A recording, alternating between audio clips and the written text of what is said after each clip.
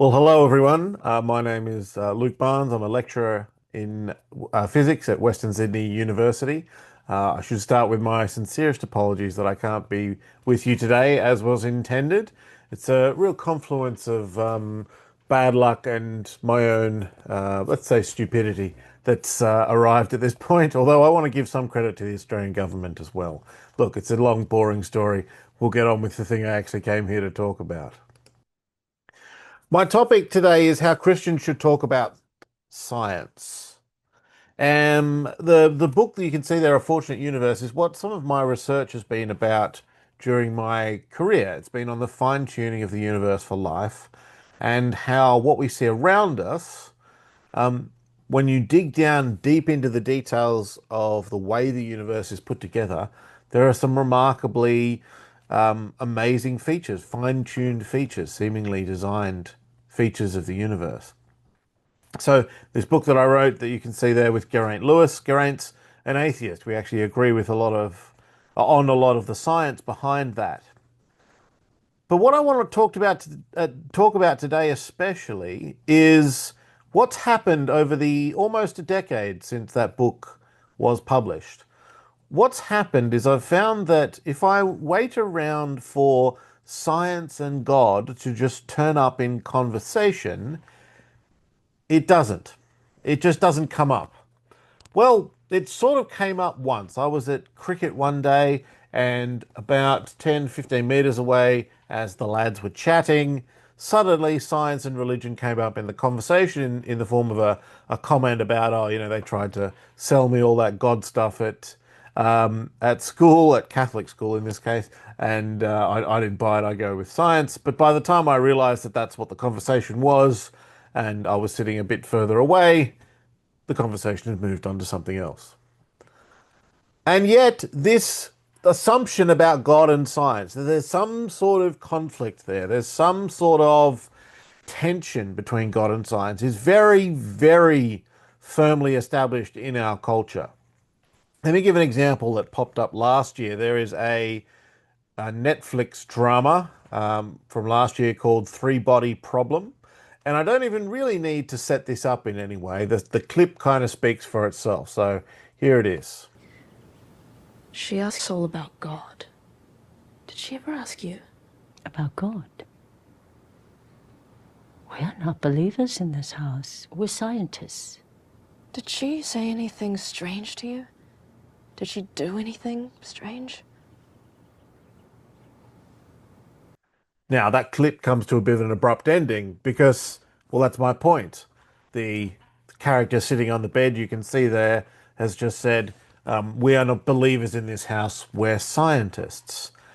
And it wasn't particularly relevant to the conversation before, and it wasn't relevant to the conversation after. They just wanted to throw that in there. But it passes without as much as a comment.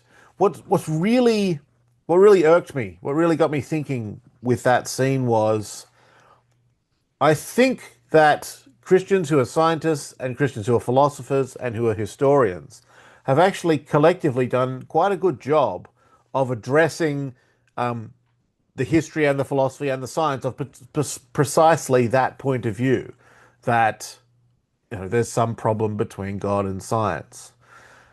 And yet, it still exists out there, not really as an argument, but just as an assumption in people's minds. And it's very hard to argue against an assumption, because as I said, it just doesn't come up in conversation. And yet, if you're a Christian, any sort of Christian, not a Christian who's a scientist or even thinks about these things a lot, if you're a Christian and you want people to come to know Jesus Christ, I hope you should be worried about anything that would lead people to look at God and look at Christianity and look at the church, look at the Bible, and just immediately turn off. Like with barely a thought in their head, just that assumption just clicks in and they just turn their attention somewhere else. We've got to deal with not just the explicit objections that people make, but the assumptions that underlie them. And that's really what I want to do today. Sorry. I'm reminded of this verse from Colossians 4. Be wise in the way you act towards outsiders. Make the most of every opportunity. Let your conversation be always full of grace, seasoned with salt, so that you may know how to answer everyone. Now, I've got some good advice on this point, actually from my pastor here in Australia, Stuart Starr. He's got this strategy.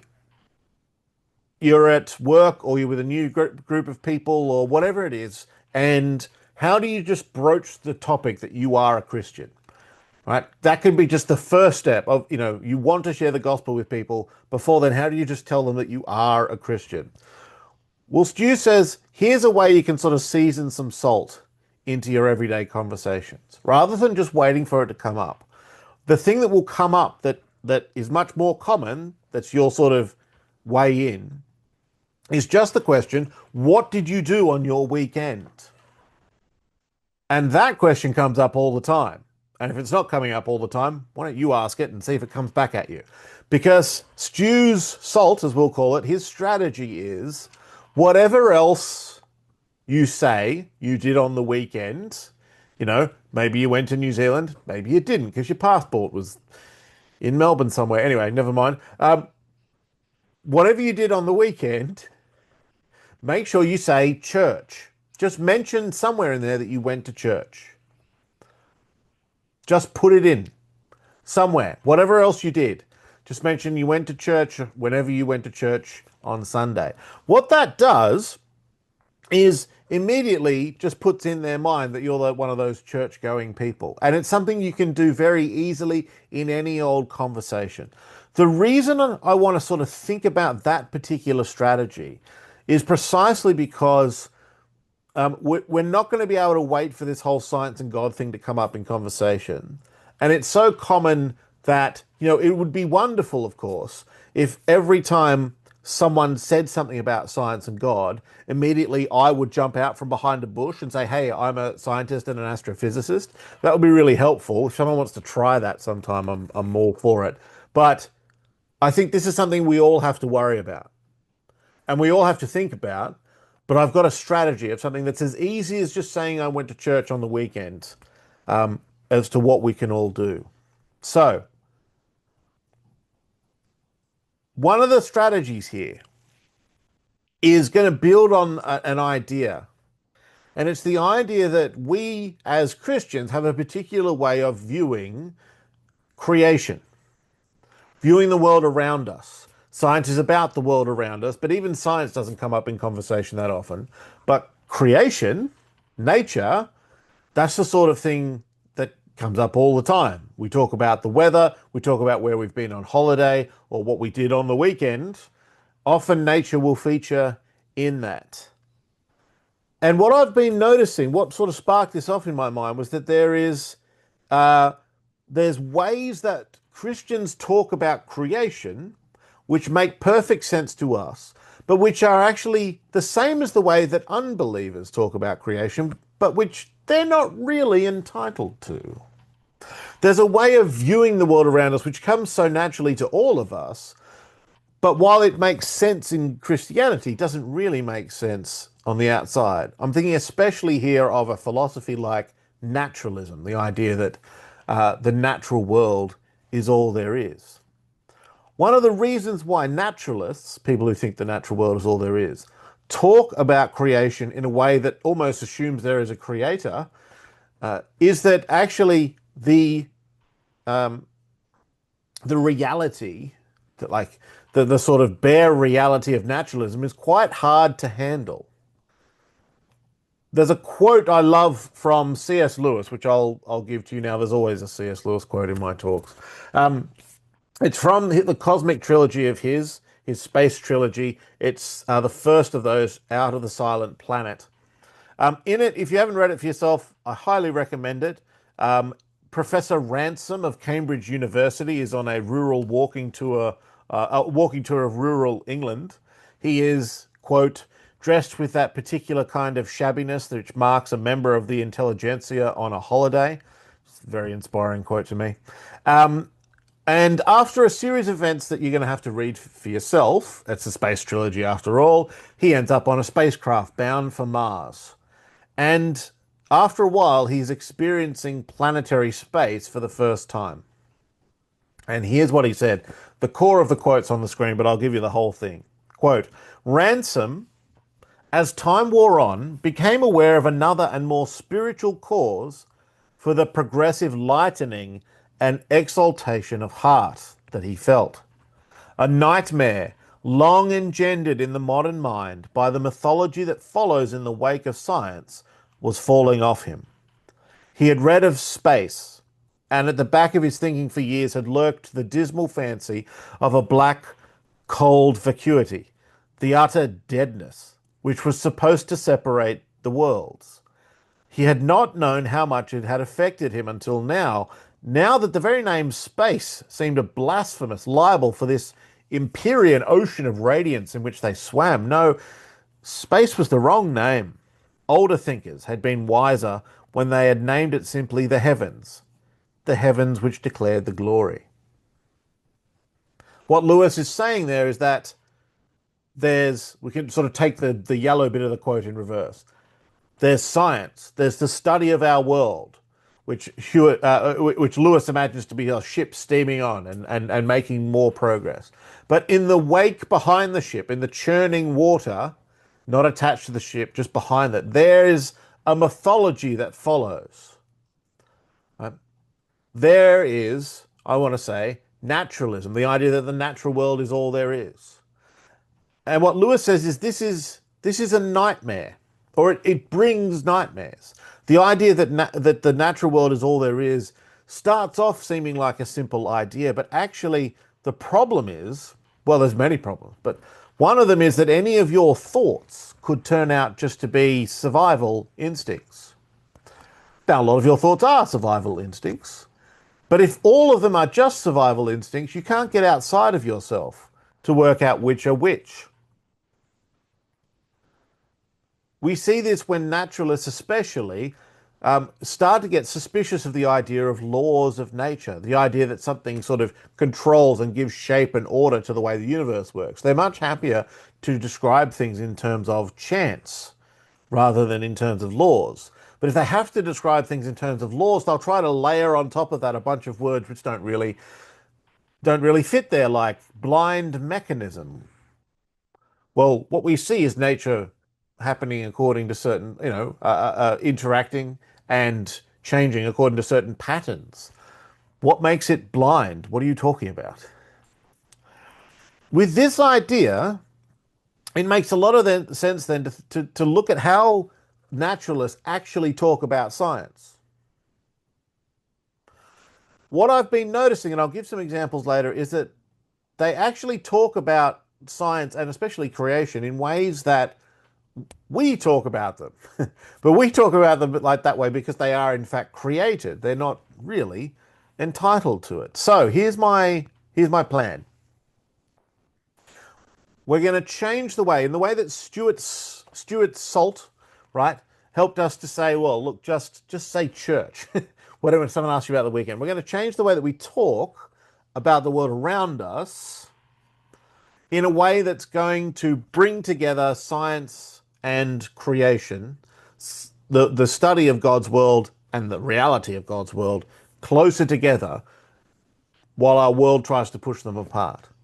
We're going to just, in our assumptions, assume the opposite, right, of that tension between God and science, which is just an assumption, right, in the world out there.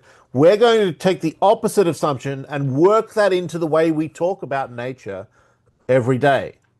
You may not talk about science every day, that's fine, but you do talk about nature because you live in it. You also are it. So here's the plan. First of all, the way we speak about creation is going to be truthful. But secondly, I hope you're familiar with this meme. We're going to talk too about creation in ways that naturalism shouldn't but wants to. It's too tempting for naturalists to talk about plans and purposes, the appearance of design, the way it's all put together, the way it's orderly and lawful. These are ways that naturalism wants to talk about creation, but really shouldn't. We're going to find those ways. because they're going to lock in to the way that, to these sort of instincts inside unbelievers, which are really pointing them towards first the design in creation and then the designer behind it. Thirdly, and here's the important one, we're going to speak about creation in ways that are deepened by the progress and the success of science. In other words, we're going to make sure at each step, the way that we're going to talk about creation, if more science gets done tomorrow, as it will, actually it's a Saturday tomorrow when I'm recording this, maybe Monday, but as more science happens, that's only going to help out the case we want to make. It's going to deepen it, it's going to fortify it, it's going to strengthen it. The more science, the better. So let me put these three things in action with four. This is how you know I'm not a real preacher, right? 4 points. Okay. First of all, this might seem obvious, but speak out loud and call creation, creation. I think we do very well in this when we think about the way that we worship on a Sunday. If you look through the sort of favorite songs we do, hymns, going all the way back to the creation psalms, classic hymns like This Is My Father's World and All Creatures of Our God and King, or throw your favorite one in there. And modern songwriters are doing wonderful things as well. You might have caught it recently. I hope you did. John Dixon has a documentary out now called The First Hymn. There's an ancient sort of manuscript that's the first example we have, 1800 years old, of not just lyrics of a Christian hymn, but the tune as well. The documentary is about him telling the history of that and then sort of modernizing it and bringing it up to the present day. Fascinating. The opening lines of that 1800-year-old hymn are precisely about creation, worshiping God, and us joining in with creation. The question is, how can we do that? How can we bring that flavor to Monday morning? Because we sing about it, this is no criticism here of how much we talk about creation in our hymns and songs. I think it's wonderful. How do we bring it to Monday morning? We'll drop the word creation in there. Right? Now, there's nothing wrong with a word like nature. I've used it already. It's fine. Sometimes you need a neutral word for these things, but creation just has that sort of flavor that we want. It puts people in the mindset that there is thought behind the universe, behind what we see around us, that it's been crafted in some sense. And I think that's an intuition we want to tap into. So, what did you do on your weekend? Well, did you get back into creation? You know, people will say that I love getting back to nature, my favorite spot in nature. Just swap the word creation in there and see how it goes. Do you love the feeling, the sight, the smell of creation at your favorite, mountain or forest or whatever it is? That's the sort of idea. If there's an assumption working against us, let's throw in the assumption, that works for us. So there's the first idea. Point number one. Point number two, thankfulness. Online, you can purchase what's called a gratitude journal. And the idea, it's quite simple. You can just spend, I believe it's 6 minutes every day writing down all the things that you are thankful for or grateful for. It might be a supportive family member or an enjoyable experience. Someone was kind to you. Over time, the idea of this is that you'll realize and remember more often how much you receive, how many good things you get, which you didn't earn, which you didn't make for yourself, that you just receive as a gift. Now, there's research that says that this is actually remarkably effective. It's quite good for you. Now, as a Christian, that will take the form of thanks in terms of as we pray. But if you want to write that down in a journal as well, or as part of your prayer journal, that's a great idea. I was reading through some of the research on this, and one of the researchers noticed that this gratitude that we feel towards other people very smoothly and continuously joins onto a gratitude of nature. Right? They note that while gratitude is predominantly directed at other people, we often feel grateful for warm sunshine, says the paper. Now, it's almost like someone made some warm sunshine for us, right? Wink, wink, nudge, nudge, say no more. In May 2016, the David Suzuki Foundation, an environmental association in Canada, decided that one of the ways they would try to, get people more connected with nature was to have them write thank you letters to nature. I thought this is a good idea. Maybe people will join in. Anyway, 13,000 people joined in and wrote thank you letters to nature. There's a lot to be thankful for. Once you start thinking about what are the good things I receive, which I haven't earned, well, as I said, sunshine and the beauty of sunsets and sunflowers. And just to finish the trio there, that's a sun bear, just for some fun. Where's I've lost my mouse. Anyway, that one. Obviously, the others wouldn't be sun bears. So it provides for you on a whole bunch of levels. One of the ways that it's interesting that people talk about this is the way nature provides for us spiritually. Now, in church, we use that word all the time, of course. What's interesting is that outside of the church, that word still has quite a lot of, credibility to it, respect given to it. It's not a full-blown Christ-centered spirituality. But, for example, there's research been done recently amongst allied health professionals, sort of the therapy and counseling, physiotherapy, those sorts of fields, saying that a lot of the practitioners in those fields don't feel like they know how to deal with spirituality, but their patients want to talk about it all the time. So there's researchers working on guidelines to help with that sort of thing. This is researchers at Sydney University. And at this point, I should mention one of those researchers happens to be my sister. So, this little section's making Mum very happy. Maybe she'll cite my research at one point as well. So, what you'll notice here, this is important. A spiritual experience doesn't need to be a supernatural experience. We experience whatever that spiritual connection is, it happens entirely naturally out there in creation. So we can bring that in there as well. So, say thank you. Very simple. Start by doing it to yourself, maybe, if you're not prepared to say it out loud. But you walk outside and it's a beautiful day, right? Now, hopefully, first of all, you notice that, because that will help you, right? This is why God made beautiful days. Secondly, you might be the sort of person that says out loud, what a beautiful day. And I hope you're that sort of person as well, because that'll spread the love around to other people. But why not try and find a way of saying it in terms of thankfulness? Call a beautiful day a gift. Okay? It's something you were sort of supposed to receive, right? That forest air was supposed to be breathed. Waves at the beach are supposed to be surfed. You can say thank you for all of these things because of the good that they bring into our lives. Now, remember my sort of third point opening up was we're going to think about how science deepens this. And we have a good pattern for this actually within Scripture itself. Here's Psalm 147. He covers the sky with clouds. He supplies the earth with rain.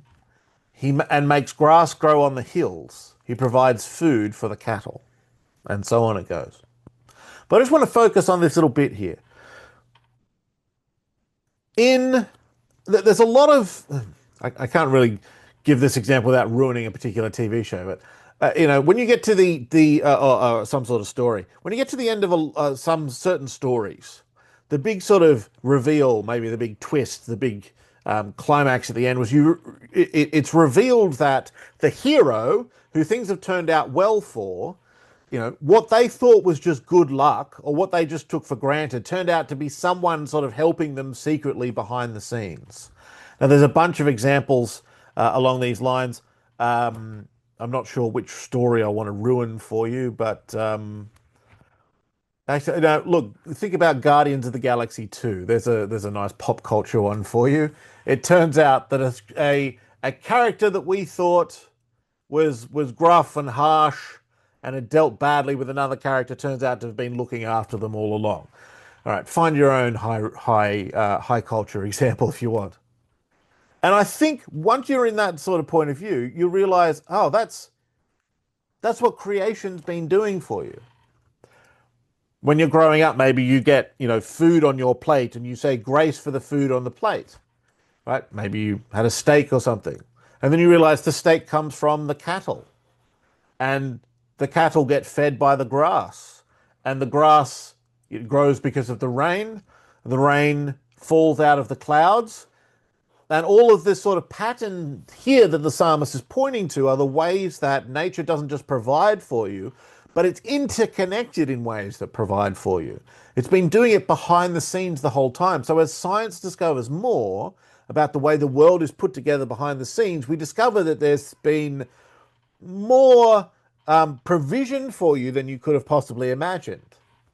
If you took the psalmist, who wrote those lines, and brought them to today and taught them a whole bunch about evaporation and condensation and how clouds form and how seeds really sprout into grass and photosynthesis, how plants make energy out of sunlight, and the fact that cows have those weird stomachs that do a whole lot of interesting work to digest stuff. That would just provide for the psalmist more things to put in the psalm, more connections, right? Cattle connected to grass, connected to rain, connected to clouds. Well, now there's more stuff to go in here. Clouds, evaporation, all that, I don't know if they could make it rhyme, but it'd be worth a shot. Behind the scenes, good science shows us the way nature's been providing for us in ways we didn't even imagine. We've just been taking for granted. If you're thankful for a beautiful day, you're thankful for sunshine, you can be thankful for, I don't know, the nuclear reactions happening at the center of the sun, which provide the sunshine, for the scattering of the light off the top of the atmosphere that provides the blueness of the night sky, and the fact that the sunshine on your skin isn't just warm, but it makes vitamin D that helps you to stay healthy. You're literally partially solar powered. There's 2. Thankfulness. Here's 3. Admiration. Creation works beautifully. We admire it in the way that we admire both artworks and beautiful and sort of engineering works, let's say. You are surrounded by and made by trillions of things that are just astonishing marvels. I was trying to explain this to sort of my youth group. And I had them imagine they're at school and someone brings you into, one of your friends says, oh, come into the, design and technology or whatever that thing is. I've made something. And you walk in and they sort of show you, I made this, look at it. And it turns out that your friend invented the frog. And all the kids obviously laughed like, that would be incredible. Imagine if you invented the frog. Well, here's the thing. That frog probably contains 100 million cells. Each one of those cells would be the greatest engineering marvel of all time if any human being had made it. And yet there they are. The frogs are just out there in the world. We just find a world around us with so much astounding sort of order and beauty in it. So think about the way that creation does things. It's I suppose this is appropriate. It's creative. So here's a picture of a tree on screen, right? That what you see there are flowers. That tree, when it goes to make seeds, those seeds will have more sort of genetic variation in them, and the tree will do better, and its future trees will do better if that tree can combine its own information with the information from another tree. So if we could find a way of getting information from one tree to another so that when this tree makes its seeds, it combines that information, that would be rather good. Right? Well, there's your engineering homework for you. How are you going to get information from one tree to another tree? Well, that information is in the form of pollen. And you might hope, well, if there's a strong enough wind and I design the pollen so it can be blown about by the wind, that would work. Sure, that's not bad. Here's how nature does it. Bees, right? Imagine sitting around a boardroom with some engineers and someone floats that idea. Oh, I've got this idea. I know how trees are gonna, have more genetic diversity, right? Bees. Yeah, they're going to be really small. They're going to be tiny. They're going to be like furry and stripy and monarchists. And they're going to live in these waxy, like hexagonal homes. And okay, how are they going to talk to each other to tell them where the other tree is? Oh, they're going to dance. That's a great idea. We'll have them dance. And their vomit will be delicious. Bees, ladies and gentlemen. That's the sort of solutions that are out there in nature. Right? This is why we do science. So here's a quote that I absolutely love. It's from Ed Hines. He's a physicist. He says, those of us engaged in scientific research generally do it because we can't help it, because nature is the biggest and most complicated jumbo holiday crossword puzzle you have ever seen.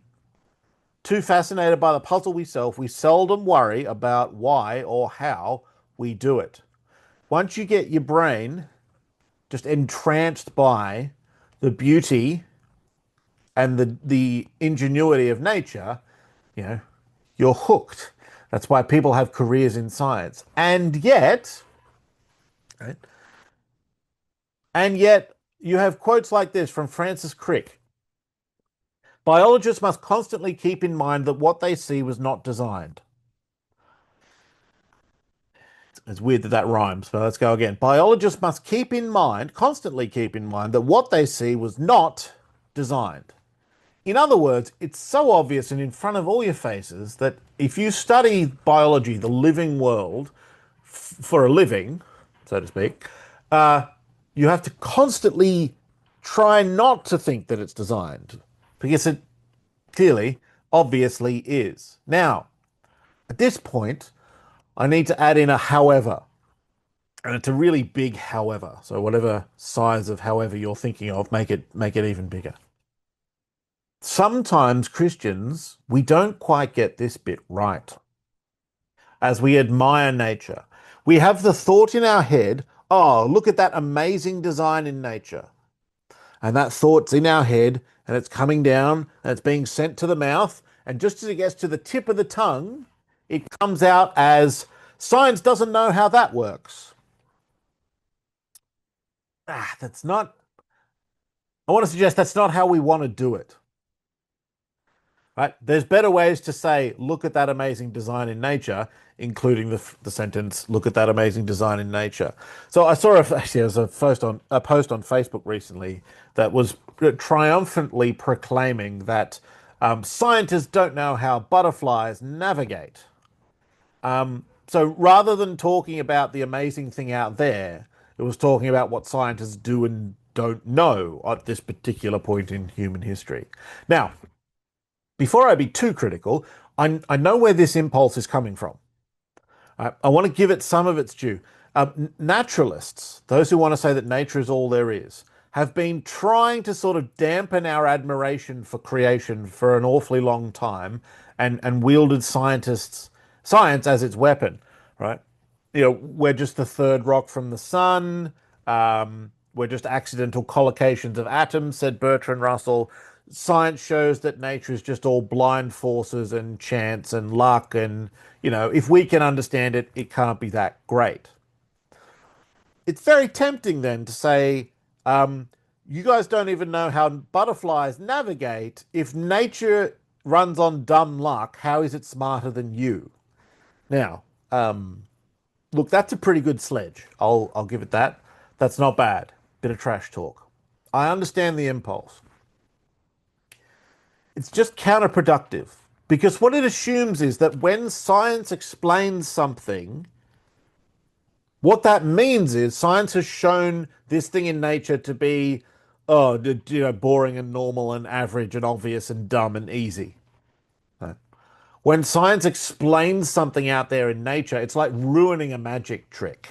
It's like working out that, oh, that volunteer from the audience was just a stooge put there by a magician in the first place. Now, that, I don't think we want to be sending that message because, first of all, it is simply not true. The more science is discovered about, for example, all the biological cells in your body, the more astounding it has been. Just one astounding discovery after another.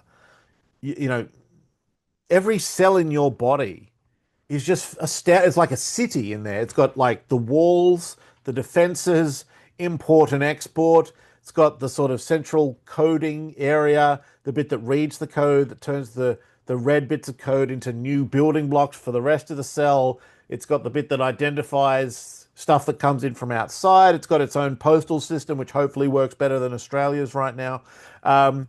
It's just astounding. So it's not the case that whenever we learn something like that, we're like, I guess that was fairly ordinary. As if when we opened up a cell, we were just going to find, oh, it's all paddle pop sticks and rubber bands inside it. No, it's astounding in there, right?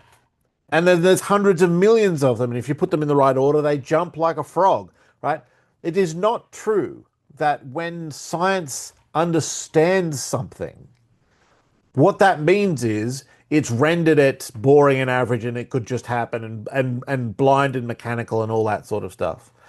So, to address the elephant in the room, I see an awful lot of scientists think that to say nature is designed is to say evolution is wrong. Now, evolution might be wrong. Go ask a biologist. Just to remind you, I'm an astrophysicist, right? And obviously your interpretation of Genesis is going to come into that a lot. Sure. But what I want to say is it would really, really pull the rug out from under naturalism if we viewed any natural process capable of making a frog as astoundingly well designed, right, even if it took a while, and even if we understand some of the scientific processes that happened. In other words, we're used to thinking of, if you're walking along a road and you saw a watch on the ground, this is Paley's classic illustration, William Paley. You see a watch on the ground, you're like, oh, that thing has to be designed. Why? Because it's put together in a way that each of the individual bits doesn't know about. The whole thing tells time, but the individual bits don't. And it's put together for a purpose. And it's not the sort of thing that nature, it's consistent with nature, but it's not, a watch isn't literally supernatural, but it's not the sort of thing nature would usually sort of make. Well, what if you look down, someone hears you say that and they say, well, what about watch factories? That watch wasn't made by a watchmaker, it was made by a watch factory. And the answer to that is, well, in that case, instead of showing me to the watchmaker so that I can shake their hand and say, well done, show me to the watch factory maker so I can shake their hand and say, well done at making a watch factory that makes watches. Well, if you can see that a watch factory's got to be even more amazing than the watches that it makes, you live in a frog factory. The fact that it's a couple of billion light years across and been around for a while, maybe, doesn't in any way take that away. You can't randomly throw a frog together. It just doesn't work that way. Right? Random noise won't make a frog, even if evolution did, because it's not a purely random process. I'm not here to defend or attack evolution. I just want to say, look, we don't have to start that fight at all. Any universe that makes frogs is well designed. Only a universe that is designed can evolve anything. That's the point of fine-tuning. See my book at the start. So, talk about nature's design, the way you admire it every day, without feeling like if you say, oh, nature's well designed, someone's going to jump out from behind a bush and give you a test about dinosaurs. Sort of how I thought it was growing up. Fourth point. Now let me bring this in. Nature is revelation. It speaks to us. It reveals. Right? Here's Psalm 19. The heavens declare the glory of God. The skies proclaim the work of his hands. Day after day they pour forth speech. Night after night they reveal knowledge. They have no speech. They use no words. No sound is heard from them, but their voice goes out to all the earth. Their words to the end of the world. I think this is crucially important, because there's all sorts of ways where even unbelievers hear something from nature. Not audibly, maybe, but they want it to mean something. They really, really, really want nature to mean something. And it does mean something. Here's another beautiful example, right, from Jesus. Why do you worry about clothes, says Jesus in Matthew 6. See how the flowers of the field grow. They do not labor or spin, yet I tell you that not even Solomon in all his splendor was dressed like one of these. If that is how God clothes the grass of the field, which is here today and tomorrow is thrown into a fire, how much more will he clothe you, you of little faith? What Jesus is saying there is you should look at the flowers. First of all, look at the flowers. But secondly, look how beautiful they are. And thirdly, think, look, if they're here for like 2 weeks and that's how much beauty God pours into them, how much more is he looking after you and me? That is a thought in your head which should come out of the flowers. And it's a thought that turns up. And a lot of times the way even unbelievers want to see themselves as finding a place here in this universe. Now, once again, we have to get this right. We have to make sure that we do this in a way where when science comes into the picture, it pushes along on our side. It helps us along. Okay? Here's a way of not doing it right. I was on Facebook and someone posted this quote. A flower does not think about competing. A flower does not think of competing with the flower next to it. It just blooms.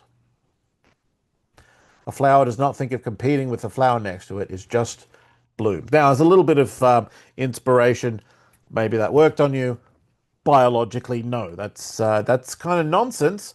What a flower is doing is precisely competing with the flower next to it for the attention of bees. Remember bees? It's all part of the plan. But here's the thing. So if you say something like that, like that quote on screen, which is thankfully not in the Bible, science is going to come and push back against you, not with you. But the way we can work this out is that, look, we think it's amazing when a human designer can fulfill multiple sort of design ends at once.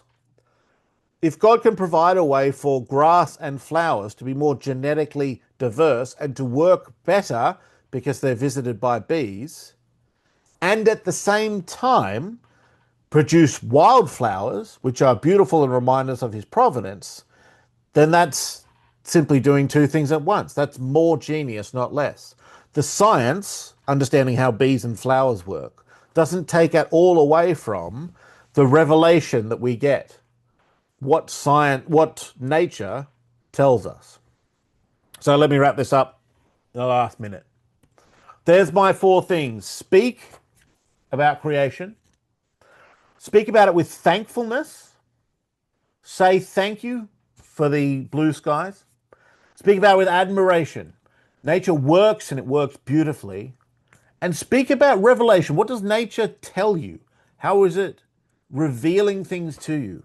How is it meaningful? How is God's creation speaking his truth to you as it was designed to do? Now, beautifully, those 4 letters there spell out star, and I'm an astronomer, so I'm very, very happy with myself. Hopefully that made sense. If as a result of this, you get some good ideas about how to work this into your everyday conversations, or you actually have a conversation in which these sorts of things come up with people who don't know Jesus, I would love to hear about it. So Google my name and find me and send me, because I would love to hear about that. And once again, I wish I was with you, but please send me whatever questions you have. Thank you so much. I'm going to pray as we finish. Father, we thank you for your word in the Bible. We thank you for your word as it comes to us through nature, through your truth, through your creation. We pray that every day we will be able to speak of your goodness in every way that you've shown us through creation, and most clearly through your Son. We thank you in your Son's name. Amen.